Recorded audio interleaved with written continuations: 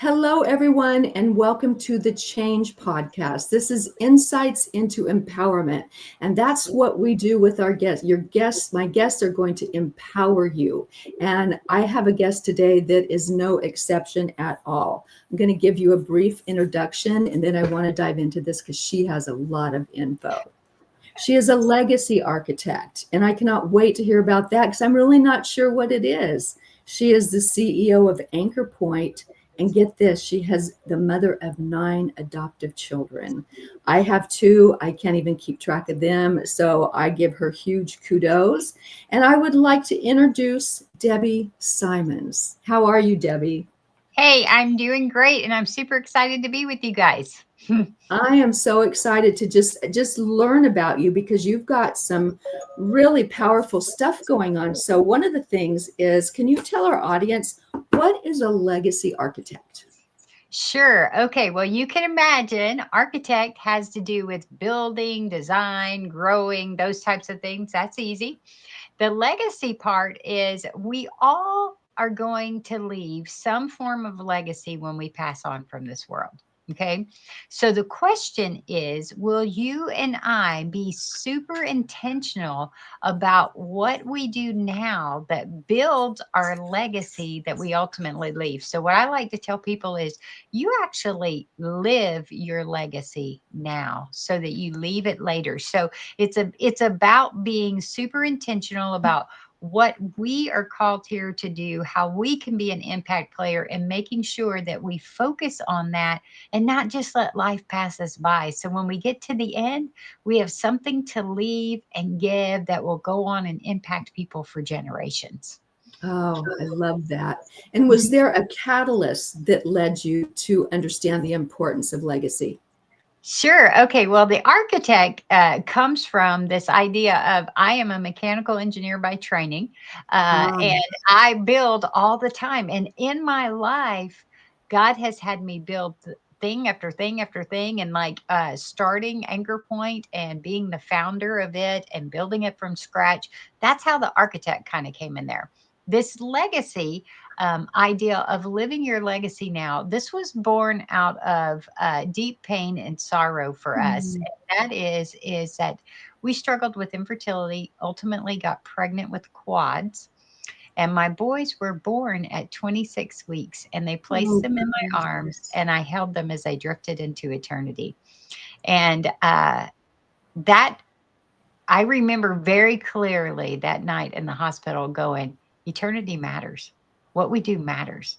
And Ooh. we need to be super intentional. And so from that moment on, in my life, I have tried to be one that has gone, okay, what can I do to make the biggest impact and leave the biggest legacy? And trusting God in the process of healing and then moving from barely surviving to thriving and being able to be in the spot that I am in today is a great privilege. And so I want us to all be about that. Don't let life just take us out or let it drift by. And so that is how the concept of legacy and my book, The Heart of Legacy, all builds into that kind of concept of live it now so we can leave it later. Oh, I love that. And I too lost a child. She was gosh, she was a week away from being born, but her heart, I went in for my last and her heart just was no longer beating. So I Mhm. do understand the pain from that. But how did you work through that pain? For me, the concept that I had to learn and I still apply today is this concept of, when we're in situations like that, oh, at least me, but a lot of people that I know, we have a tendency to ask a certain question when we're in situations like that. And that question is why? Why me? Why my boys? Why now? Why this? Why? Right. And I was just prompted by God that He wanted me to lay down my why. And I was like, no, no, this is the last thing I have. You can't have this too. And I'm like, if I get my answer to why, then everything will be okay. But the truth is that no answer to why at that point would ever satisfy. Nothing was going to bring my boys back. Nothing was going to make my life easier. Nothing would change. It wouldn't change anything. As a matter of fact, if I would have got the answer, you know what my next question would be? Why? I don't like that answer, right? Yeah, I want another one. Yeah. Yes, try again, and the reality is that why is a very, very stuck question. It's a very internal question, and it isolates us and it makes us shut down because we can't get the resolution that we need. So in order for us to be able to move forward, we have to be willing to lay down the why. We have to be okay that we'll never get an answer that satisfies on that. And Mm, that's really hard to be able to lay that down. And then yeah. the next thing that I learned is I needed to change my question. And my question, instead of why, needed to become, how do I survive? How do I survive? And because I don't know. I've never lost children. I don't know how to get through this. It seems overwhelming, and I wanted to be this young grandma, and that dream seems to be blown up. And this how do I survive boiled down to the fact that I needed to breathe, because that actually is very calming, but it also puts us in our prefrontal cortex, which is where logical thought happens, versus the bottom of my brain where I'm acting out of my emotions. And then the question that comes after that is, what's the next best step I can take? Mm, And then I need to take it. And in my case, God meets me there. He shows me the next step, and I take the next one. And that is a journey of healing, is figuring out my next best step, doing it, and then trusting God and doing it again and doing it again and doing it again. And over a period of time, you begin to move through the healing process. And then the question changes. The question becomes, how do I thrive? Because I clearly did not want to be stuck. I didn't want to be. I know I have people in my life that lost children 30 years ago, and they are still in the same place. And so, how do I thrive? How do I figure my way? And how do I ultimately let God do something wonderful with this? And that is how we ended up adopting. That's how we ended up starting Anchor Point, writing the book, doing all that, is because I learned to ask those questions. And I just want to be clear for your audience. When I say next best step, and, I'm not some superwoman, the reality is, next best step on some days early on was pull the cover off of my head, get up, brush my teeth, walk around for a little bit, and get back in the bed. And yeah. that was I progress. understand. The deal is make progress, go forward, do not stay stuck, because you'll never figure your way if you're stuck. I love So, that. And what kind of time frame was that accomplished in? I think grief, and when you're dealing with grief is a fascinating thing. It's different for each one of us, but I would tell you that at a minimum, you have to go through the whole year, because you're experiencing things in a very different way. So the lens at which I look through the world is very, very different. For years. So I've got to go through Mother's Day. I've got to go through Father's Day. I've got to go through when the boys would have been born, if they would have made it all 40 weeks. I've got to go through Christmas. I've got to go through everything, and I've got to find a new normal. Some people say it takes 2 trips through the years to be able to do that. But the key is having grace with yourself, but not letting yourself stay.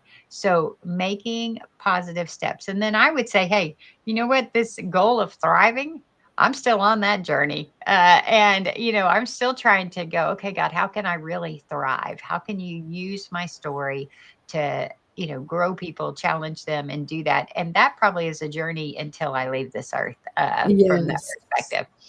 Yeah, and So, that's what I say too. I'll always, have the memories. I'll always be learning. I'll always be healing mhm. for life. That's just part of my journey as well. So I'm glad you mentioned that. I think that's very, very important. So when did you start this to do 9 children? How do you even start a process like that? You say yes, but Okay, okay, that makes we sense. Yes. yeah, but we actually we actually, after losing the boys, we started to try and get pregnant again, and I just couldn't deal with it, because I Oh, was so exhausted after 5+ years of fertility treatments and all this kind of stuff, and I just told my husband I couldn't do it, and so we continued our careers, and God asked me to leave my job as an engineer and go into ministry work, into seminary, and I did that, and then when I was placed on a church staff, which was about 7 years later, yeah, um, we actually sat down and had a discussion. If we wanted to have children, then we needed to maybe consider it getting started again, because I wasn't getting any younger, right? And we sat there, and our discussion ended up being, we could literally spend thousands and thousands of dollars trying to get pregnant and not end up with any children. Or we could spend thousands and thousands of dollars on a child that sat in our foster care system that needed a home. And we landed on the second option because we felt like that was where God was leading us. And so in that process, we just started exploring what it looks like to adopt. And, all the questions of, can you love someone that's not your blood and all that good stuff? All those type of things come up. But I go, I love my husband and he ain't my blood. So it must work out, And so we just kind of we started checking it out. And our first adoption was a sibling group of 5 children that were, wow. yeah, they were 6, 7, 8, 9, and 10. So we moved in a basketball team. And then about 7 years later, we adopted again, and it was a sibling group of 2. And then about 3 years after that, we adopted again, and it was another sibling group of 2. So we have the blended families in our lives. Oh, I love that you kept siblings together. I think that is such an important thing. And so going from, your trauma and sadness with losing the boys to boom, the first one, 5. Walk me through that. Well, it was an actually a very fascinating kind of God thing. Was my boys were born on April 1st of 1995, and the children came into our home on April 1st of 2002, which is Wow. exactly 7 years to the day. And that's a day that we say God redeemed for us. So when we decided to do this, we knew we always wanted multiple children, and the fact that you can learn a lot about kids and their ability to connect if they're siblings. Sometimes with a individual child that's in the foster care system, it may be a little hard to tell. But certainly with siblings, you can kind of see how they're interacting, and it can, do they have the ability to connect? And we were open to a larger group, and so we just kind of started checking out larger groups. And you know what? That's not a very popular thing to do, is adopt large sibling groups. So we were very popular. So when we got the children, we were just so blessed, but it radically changed everything. I You got to bet. think. We are a couple that is very set in our ways. We've been married for over a decade, and we kind of have a flow. And I remember the very first day these kids were in our home. Now, they already know how to play together, so they're in the backyard playing or whatever. The youngest one comes in, and he's 6 years old, and he's standing right in front of me, and he's looking up at me, and he says, "Mom." And I'm like, "Yeah." And he's like, "What's for dinner?" And I'm like, I look down at this kid, and I'm like, "Do you ask this question every day?" And he's like, yeah. And I'm like, oh my gosh, I got to have a plan. These Whoops. kids are going to want to eat. And I don't really cook. Okay. So this was like major upheaval. And so the fortunate thing for me was I have a master's in organizational development and management. So it kicked in, Mhm. and I began to put systems into place to be able to help us figure our way. I mean, just think, laundry from 2 to 7. It's crazy. Our I shoes can't laying even around. imagine. Yeah. So we had to learn. I mean, I learned a lot very quickly, and we created all these nice systems and structure to help us all figure out how to manage our way. And these kids were so well prepared by their foster family to be ready to be in a forever home. It was really, for the most part, they have their issues and their trauma backgrounds and all that stuff, but they were really easy to bring into our home. So we were very Oh, blessed by that. absolutely. And I love that he just stood there, Mom, what's for dinner? Not shy at all, right?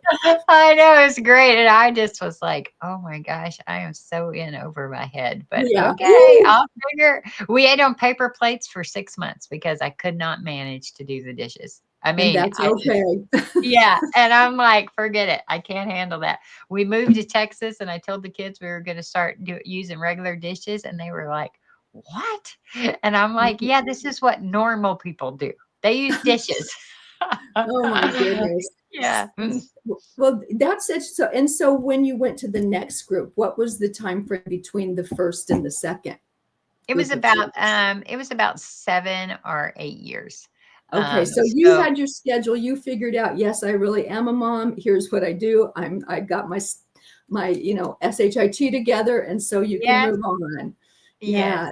So how did it go integrating two sets like that? Um, I would tell you, we thought we were prepared for it, but it's still really hard. When kids have trauma backgrounds, it's really hard. It was about 8 years later. My youngest of the first set was 14 at the time. And the oldest of the second set was 13, 14-year-old boy, 13-year-old boy, and then an 11-year-old girl was the two that were coming into the home. And, I had told my 14-year-old son, I'm like, it's so exciting. You're going to be a big brother and da da da, this, and it's going to be great and everything. And so he had all these expectations of being this big brother, right? Well, the 13-year-old walks in. He's the oldest of the other sibling group. And you know what? He's like, Mom, I need your wallet and your keys, and I'm interested in girls. And he wants to hang out with the 18-year-old, right? And so Little my mature.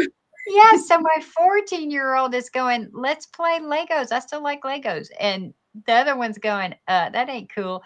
And you have all these dynamics of, "You're not my brother, Ooh, you're not my sibling," and I'm like, "Look, we're gonna figure out how to love each other. We might not like each other all the time, but I ain't gonna listen to this ain't your brother, because this is now your brother. And we got to figure this out." And so we had lots of always interesting dynamics in that. And we all bring our woundedness to the table. And so it definitely stretched and grew us. It was hard. But it's still very good, but it was hard. And in that case, we inherited the biological grandmother. oh, Uh, interesting. and so she came into our lives. That was a new scenario. And so I had to help her understand that these aren't just your grandkids, these two. You now have to have all of us. You get all of us or none of us. Take your pick. Right, And right. she did a really good job with that, learning how to kind of work in that. But we let her live in our house for a while, and set them up around us. And they struggled with money. So we had to learn all kinds of new things about that and everything. But she loved those kids. Oh, And that's so she, nice. she wanted those kids taken care of. And she would have done it if she could have, but she was just older and could not provide for them the way she needed to. So she lovingly worked with the system to try and get them in a place. And so it was very hard. It's still very interesting. Even now, there's days where someone draws a line and I'm like, dude, y'all are like 20 something, quit that.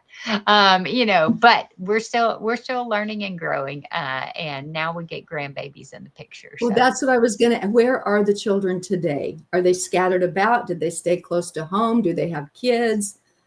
well, I have one that's still in the house. We're working on graduating the last one. He is Yeah. he is working his way out in the next couple of months. But I do have one. I'm in Texas, so I have one that's in New York, and I have one that's in Arkansas, and then the rest are pretty close. Houston's a very large place, so Yeah. within about 2 hours, everybody else kind of is around here. So we see several of them regularly. So, and then some Good. we don't get to see quite as much as we'd like to.